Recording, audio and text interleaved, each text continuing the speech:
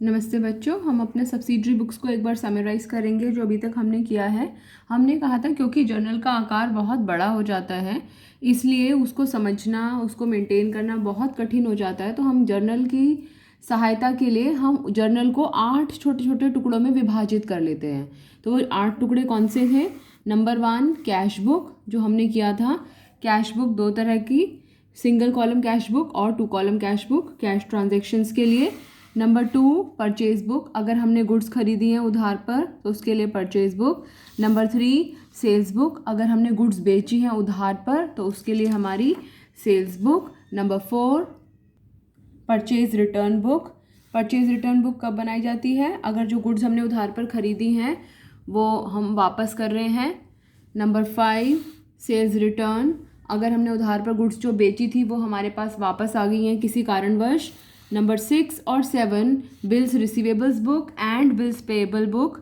अभी फ़िलहाल इस साल ये हमारे कोर्स में नहीं है इसको बनाना, तो इसके बारे में हम ज़्यादा चर्चा नहीं करेंगे। और 8वां है हमारा जर्नल प्रॉपर। जर्नल प्रॉपर में क्या आता है? वो सारी एंट्रीज़, वो सारी प्रविष्टियाँ जो cash book, purchase book, sales book, purchase return book, sales return book, bills receivables book, bills payable book, इन बुक्स में से लिखे बिना रह जाती हैं, वो सारी एंट्रीज़ जो हैं वो जर्नल प्रॉपर में आती हैं। जर्नल प्रॉपर में यानी कि जो बची हुई एंट्रीज़ हैं वो सभी एंट्रीज़ को हम जर्नल प्रॉपर में लिखते हैं। आगे चलते हैं। बाकी तो सारे हम डिस्कस कर चुके हैं, cash book, purchase book, sales book, purchase return book और सेल्स रिटर्न बुक, ये सब बुक्स बनाना हम सीख चुके हैं। आज हम डिस्कस करेंगे कि जर्नल प्रॉपर क्या होता है। तो हेडिंग डाल सकते हैं जर्नल प्रॉपर। जर्नल प्रॉपर को हम इंग्लिश में मुख्य रोजनामचा बोलते हैं। क्या बोलते हैं इसको? मुख्य रोजनामचा या मुख्य जर्नल। क्या होता है, क्या है इसकी परिभाषा? यह एक वीडियो को पॉज करके साथ साथ नोट कर सकते हैं। यह एक ऐसी पुस्तक है, एक ऐसी बुक है, एक ऐसा जर्नल है जिसमें उन सभी प्रविष्टियों को लिखा जाता है। कौन सी प्रविष्टियां? मतलब एंट्रीज। उन सभी एंट्रीज को, उन सभी प्रविष्टियों को लिखा जाता है जिन्हें किसी भी सहायक बही या विशिष्ट पुस्तक में, सहायक बही या विशिष्ट पुस्तक का मतलब क्या है? इसको कैश बुक में जगह नहीं मिली, परचेज बुक में जगह नहीं मिली, सेल्स बुक में जगह नहीं मिली, क्या परचेज रिटर्न में नहीं मिली, सेल्स रिटर्न बुक में जगह नहीं मिली, बिल्स रिसीवेबल बुक में जगह नहीं मिली, बिल्स पेबल बुक में जगह नहीं मिली, इनमें से किसी बुक में उसको जगह नहीं मिली है। तो अगर उन्हें किसी भी सहायक बही में जगह नहीं मिली है तो वो एंट्री आएगी हमारी जर्नल प्रॉपर में। अब अगला क्वेश्चन है इसमें कि जर्नल प्रॉपर में कौन कौन सी एंट्रीज दर्ज की जाती हैं। बहुत बार थ्योरी का भी क्वेश्चन आ जाता है, आ सकता है, तो हमें पता होना चाहिए। पहले वीडियो को पॉज करके इसकी परिभाषा लिख लीजिए, उसके बाद में हम डिस्कस करते हैं कि इसमें कौन कौन सी एंट्रीज दर्ज की जाती हैं। देखो बच्चों, जर्नल प्रॉपर में निम्नलिखित एंट्रीज दर्ज की जाती हैं। एक एक करके हम सभी एंट्रीज को डिस्कस करेंगे। Number 1 opening entries. ओपनिंग का मतलब जैसे क्रिकेट की ओपनिंग होती है, बैटिंग करते हैं, बैट्समैन आते हैं, तो ओपनिंग शुरुआत। किसकी शुरुआत? जैसे क्रिकेट की ओपनिंग मतलब क्रिकेट की शुरुआत। तो कंपनी के लिए, फर्म के लिए ओपनिंग एंट्री का मतलब जो वर्ष के शुरू में, जैसे ही कोई व्यवसाय शुरू होता है, साल शुरू होता है। अगर हम बात करें वित्तीय वर्ष की, फाइनेंशियल ईयर की, तो हमारा फाइनेंशियल ईयर शुरू होता है 1 अप्रैल को। तो 1 अप्रैल को वर्ष के शुरू में जो एसेट्स, लाइबिलिटीज़ और कैपिटल के ओपनिंग बैलेंसेस के लिए जो एंट्री की जाती है उसको ओपनिंग एंट्री कहते हैं। हमने अकाउंटिंग इक्वेशन पढ़ी है। ये जो एंट्री है ये ओपनिंग एंट्री है जो हम यहाँ पर देख रहे हैं, और ये अकाउंटिंग इक्वेशन पर ही आधारित है। कैसे? Asset is equal to capital जमा लाइबिलिटी। और हमने अपने AELCR वाले रूल से ये भी पढ़ा हुआ है, asset expense liability capital revenue. Asset और एक्सपेंस हमेशा डेबिट और लाइबिलिटी, कैपिटल और रेवेन्यू हमेशा क्रेडिट। तो बिल्कुल उसी तरीके से एसेट को डेबिट किया है और लाइबिलिटीज़ और कैपिटल को हमने क्रेडिट किया है। बहुत बार इस तरह की एंट्रीज में हमारा, कई बार हमें एसेट दिया होगा। फॉर एग्जांपल अगर एसेट हमारी 5 करोड़ है और हमें लाइबिलिटीज़ दे दी है 1 करोड़, तो हम बहुत आसानी से बता सकते हैं कि कैपिटल कितनी होगी हमारी? 4 करोड़। कैसे पता चला? क्योंकि asset is equal to capital जमा लायबिलिटी। दूसरे दृष्टिकोण से डेबिट का टोटल हमेशा क्रेडिट के टोटल के बराबर आना चाहिए। और इसकी नरेशन क्या होगी? Opening entry past. तो ये एक ऐसी एंट्री है जो ना तो कैश बुक में आती है, ना परचेज बुक में, ना सेल्स बुक में, ना परचेज रिटर्न बुक में, ना सेल्स रिटर्न बुक में। तो उन 7 किताबों में से कहीं पर इसको जगह नहीं मिलती है। तो इसके लिए हमारे पास है जर्नल प्रॉपर। आगे डिस्कस करते हैं। दूसरी है हमारी एडजस्टमेंट एंट्रीज। ये आपने एंट्रीज करी हैं जब हमने जर्नल एंट्रीज सीखी थी। तो एडजस्टमेंट एंट्रीज क्या होती हैं?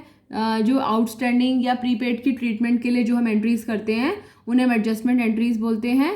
जैसे कि outstanding expense, prepaid expense, income received in advance, accrued income, इस तरह की चीज़ों के लिए तो क्या क्या एंट्रीज हो सकती हैं?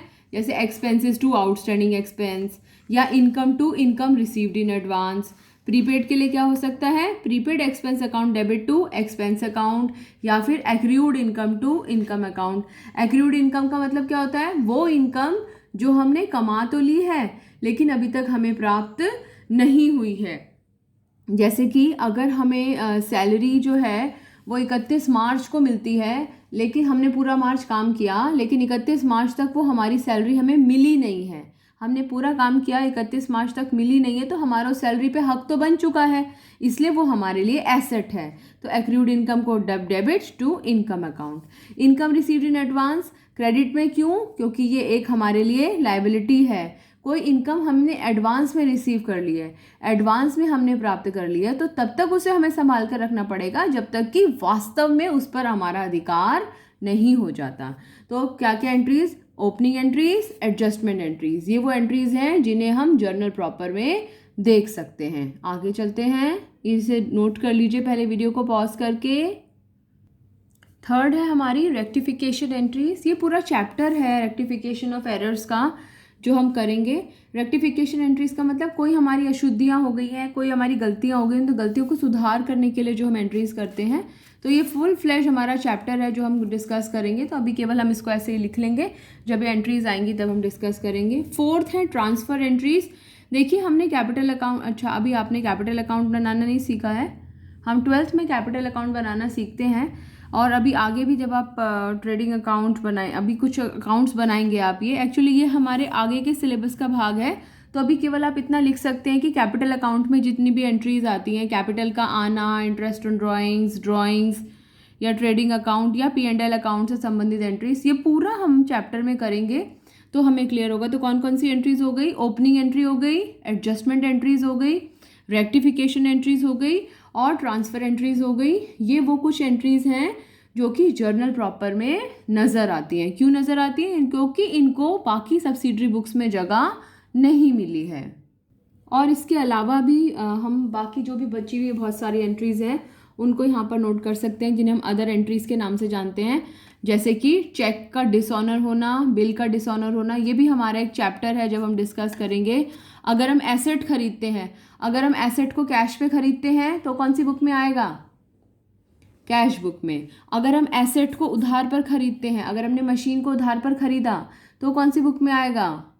परचेज बुक में बिल्कुल नहीं आएगा, क्योंकि परचेज बुक में कौन क्या आता है? एसेट्स नहीं आती हैं, क्या आता है? गुड्स आता है। फिर goods withdrawn for personal use entry कर दिए, drawings account debit to purchases account, ये हमारा यहाँ पर अदर एंट्रीज में आता है। गुड्स डिस्ट्रीब्यूटेड एज ये हमारा अदर एंट्रीज में आता है। गुड्स लॉस्ट बाय फायर, ये हमारा अदर एंट्रीज में आता है। डेप्रीसिएशन, एसेट के ऊपर डेप्रीसिएशन, ये हमारा अदर एंट्रीज में आता है। तो ये कुछ एंट्रीज के एग्जाम्पल हैं जो जर्नल प्रॉपर में आते हैं। इस पर थ्योरी बेस्ड क्वेश्चन हमारे से पूछा जा सकता है और बाकी हमारी नॉलेज के लिए भी हमें पता होना चाहिए कि जर्नल प्रॉपर में क्या क्या आता है। तो इसे वीडियो को पॉज करके ये सारी डिटेल्स को नोट कर लीजिए। इसके बाद में इस चैप्टर का एक छोटा सा टॉपिक और रह गया है हमारा, जिसका नाम है पेटी कैश बुक। कैश बुक का हिस्सा है वो। तो पेटी कैश बुक, पेटी मतलब छोटे छोटे कैश, तो छोटे छोटे कैश के खर्चों के लिए जो हम कैश बुक बनाते हैं उसे पेटी कैश बुक बोलते हैं। तो अभी अगली वीडियो में हम पेटी कैश बुक डिस्कस करेंगे। इसे वीडियो को रिवाइंड करके दोबारा देख के इसको पूरा नोट कर लीजिए। Thank you.